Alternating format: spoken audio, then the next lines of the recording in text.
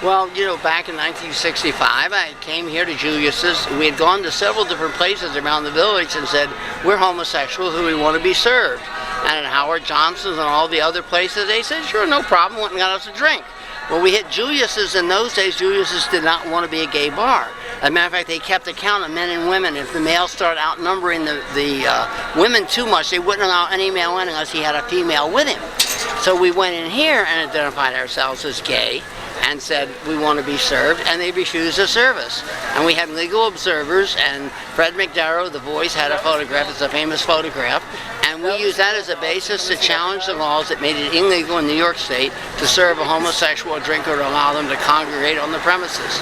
And as a result of that, the laws that outlawed homosexuals from drinking or congregating on the premises where alcohol was served, or even having a cabaret license, were tossed out, and legal gay bars became possible. So no longer did the mob and the mafia and the underworld run our environment. And since then, of course, they had me as Miss August in 2004 or something. I mean, they had my picture in front of the thing with a whole story about, and John Cameron Mitchell, there's a thing where we reenacted the scene, except this time they reenacted the scene, and which I'll send you in the email.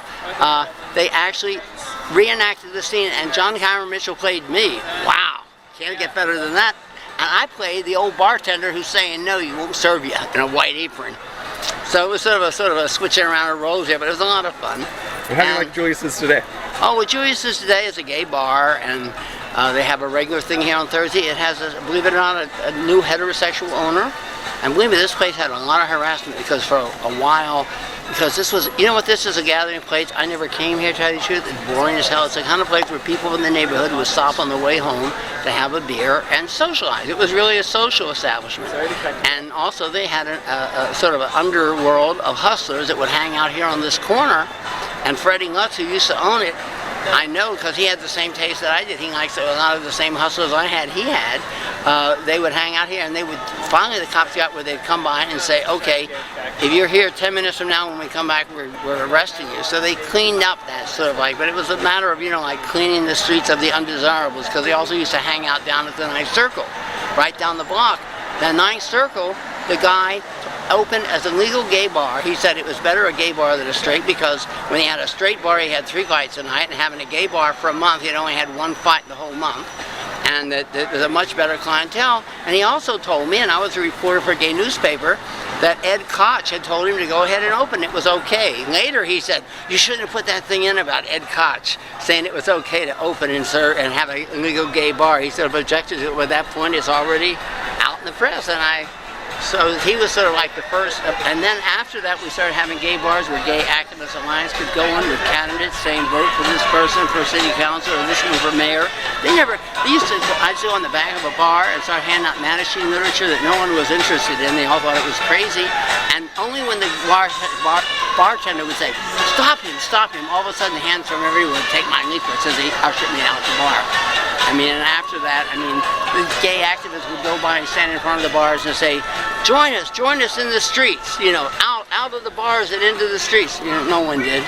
They just stood there with their stupid, alcoholic stares, looking out like unaware that a movement that represented them was really out there. But slowly they woke up, and slowly we had our gay pride parades, and people, more and more. In the beginning there were only white people, only white middle class people. We said, where are all the Puerto Ricans? Where are all the blacks?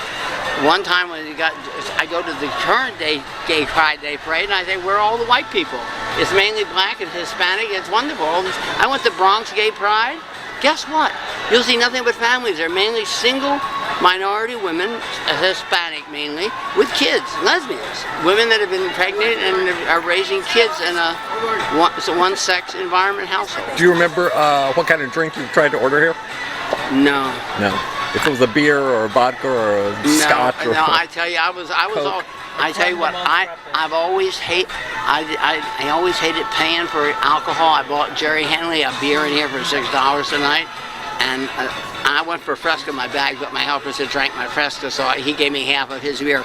But I was someone that would always buy a beer in a gay bar because they always overcharged, and I would hold it all night, and I could hold a beer all night because frankly I don't like beer.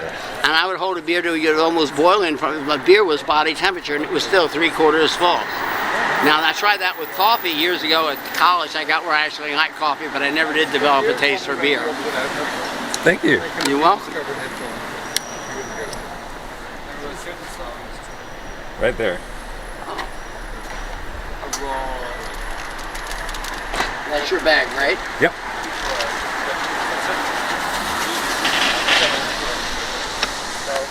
I'm all.